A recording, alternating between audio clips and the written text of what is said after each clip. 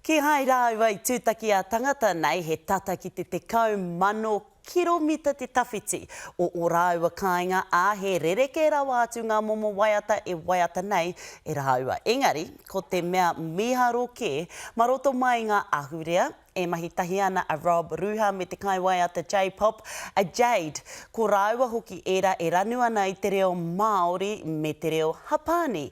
Hei tā te ripoata a Irena Smith e waiata tiana, rāua tahi te waiata nei e kaha ake, ara, e kaha ake te hono o ngā ahurea e rua I mua tonu I te ipu hutuporo o te ao.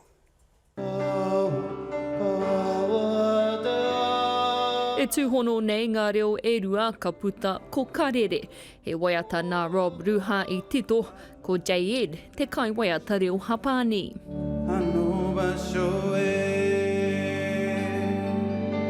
He toto Māori o J-Ed he te taha o tona māma.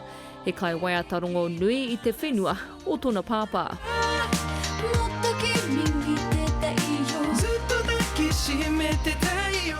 I've been in the Japanese music business for maybe 15 years now, so it's been quite a while. If you put it in a genre, it would be like a little bit of R&B, hip-hop, and mix it with J-pop.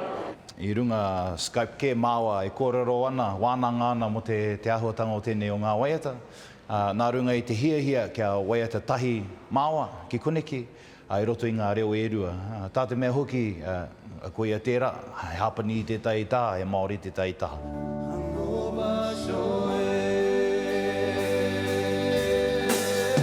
He waiata hoki tēnei hei āwhina ki te whakanui I te whakāturanga toi Māori o tuku iho, kei Tokyo mo te marama nei e whakatairanga ana I ngā ahurea tūturu o Aotearoa.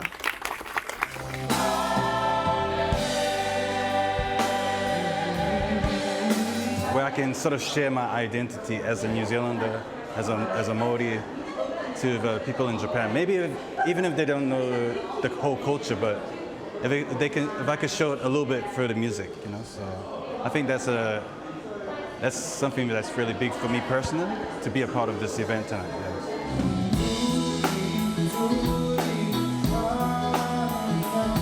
O te manu tioriori Māori nei, he wahanga nui mōna te mahitahi me ngā iwi taketake o te ao, I raro I te whakaaro kotahi. No te mea iwi taketake, he ngākau ōrite. He ngākau ōrite, he hia no mātou ki te whakaputa o mātou whakaaro me o mātou kōrero mā te waiata.